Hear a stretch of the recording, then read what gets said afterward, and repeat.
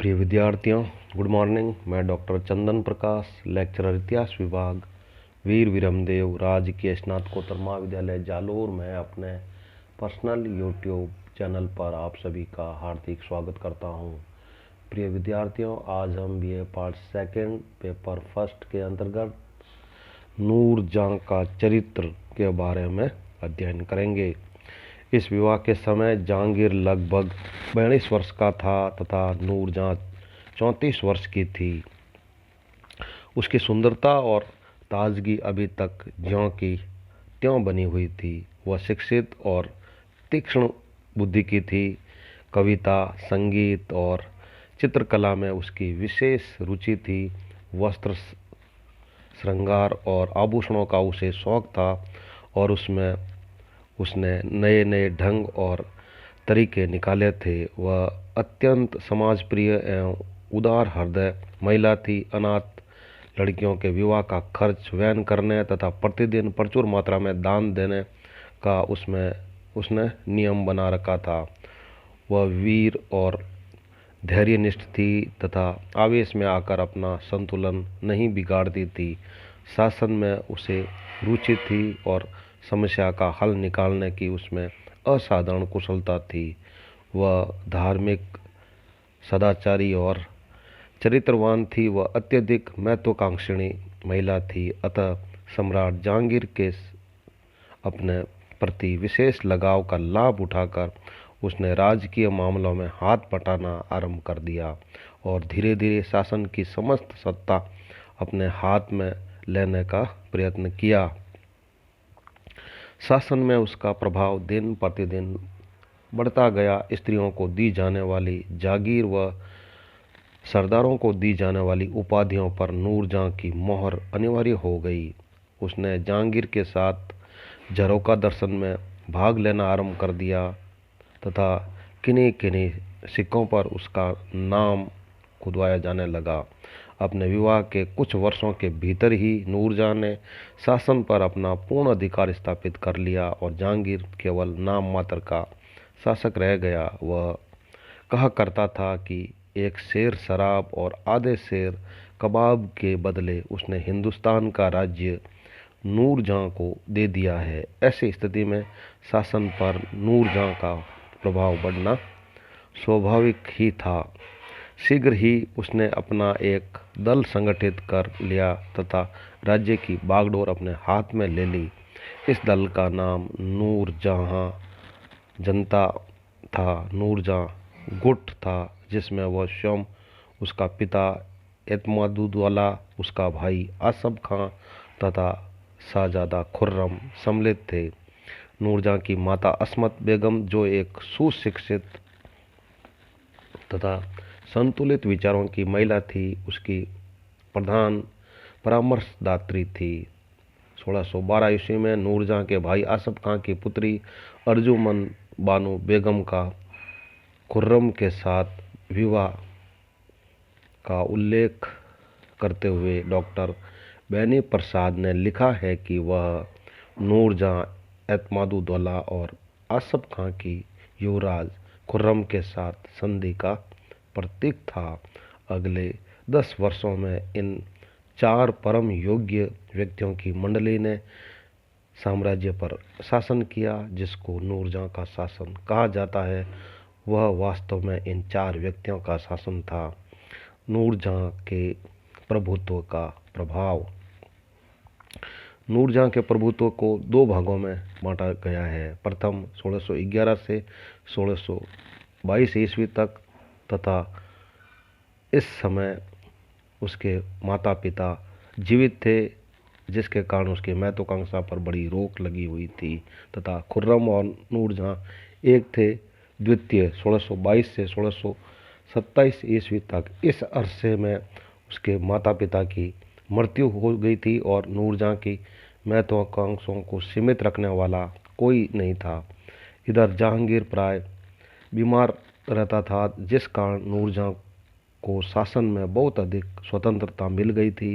यही समय ऐसा था जबकि नूरजहां और खुर्रम एक दूसरे के विरोधी हो गए थे और जहांगीर ने खुर्रम के स्थान पर शहरयार को बढ़ाने का निश्चय किया। नूरजहां प्रभाव युग के प्रथम भाग में नूरजहां अपने गुट की अधिष्ठात्री और राजतंत्र की एकमात्र स्वामिनी बनी हुई थी। उसका अपने पति पर पूरा प्रभाव था और वह बादशाह, बेगम अथवा पद्म महिषी बनी हुई थी।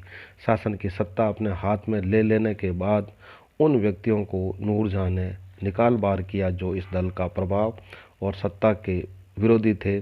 इसमें माबत खां प्रमुख था, जिसने अपने पराक्रम कार्यों के बल पर अमीर उल उमरा की प्रतिष्ठा प्राप्त की थी। उसे काबुल भेज दिया गया क्योंकि उसने नूरजहां के आत्मियों और उसके कृपा पात्रों का घोर विरोध किया था। उसने एक बार इस सत्ताधारी गुट के विरुद्ध सम्राट को सलाह दी थी, जिसमें कहा था, सारे संसार को इस बात का आश्चर्य है कि जहांगीर जैसे बुद्धिमान और समझदार सम्राट एक स्त्री के वश में इतने क्यों है।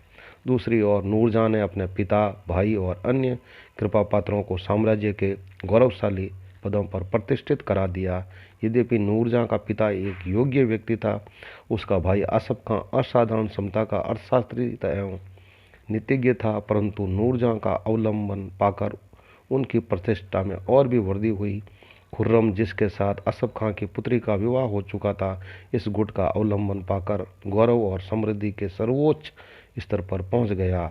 उसके लिए किसी भी बात की मनाही न थी, उसका युवराज बनना तय था। लेकिन इस प्रकार खुर्रम के बढ़ते हुए प्रभाव से नूरजहां चिंतित हो उठी, क्योंकि इससे उसको सत्ता अपने हाथ से निकलती हुई दिखाई दी।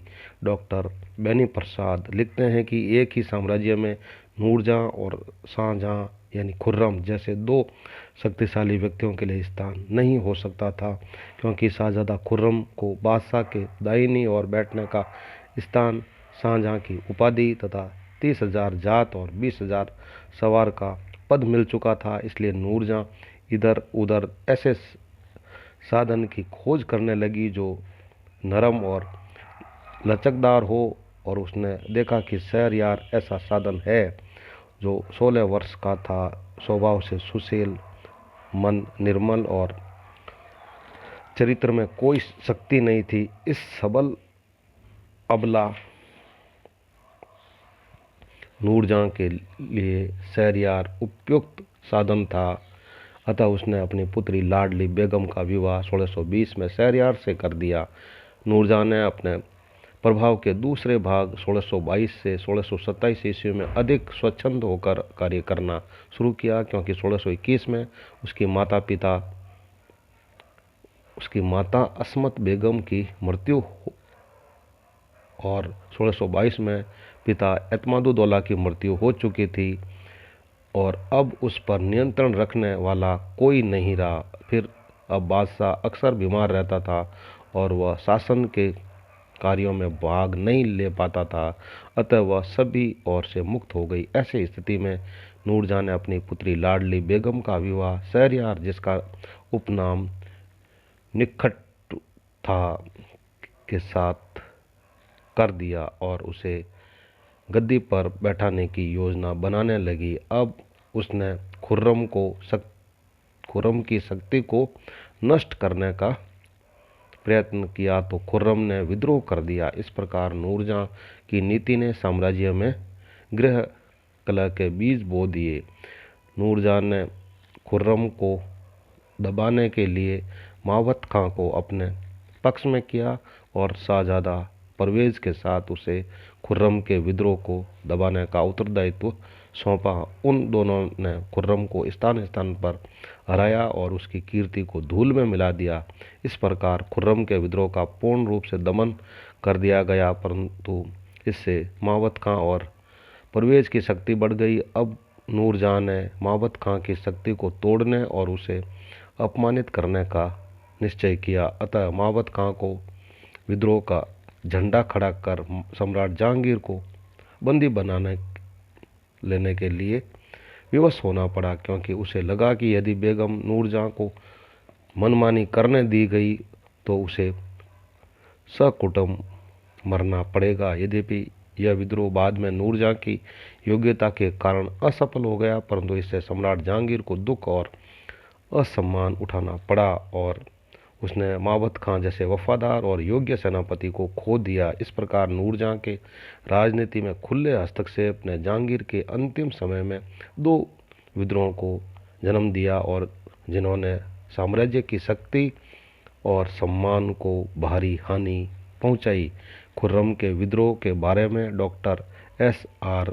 शर्मा ने लिखा है कि 3 वर्ष के रक्तपात, धन और जन की हानि के पश्चात यह निष्फल विद्रोह समाप्त हुआ, जिससे साम्राज्य की परेशानियां बढ़ने लगी और उसे दुर्बल करने के अतिरिक्त लाभ किसी को न हुआ। यदि नूरजहां शासन शक्ति को अपने हाथ में रखने के उद्देश्य से शहरयार को सिंहासन रूढ़ करने के लिए तत्पर न होती तो संभवतया खुर्रम विद्रोह के लिए तैयार न होता और महाबत खां के विद्रोह का तो प्रश्न ही न उठता। इस प्रकार नूरजहां का राजनीति में हस्तक्षेप मुगल साम्राज्य के लिए हानिकारक सिद्ध हुआ। प्रिय विद्यार्थियों, इस प्रकार आज हमने नूरजहां के चरित्र का अध्ययन किया है। Very very thanks.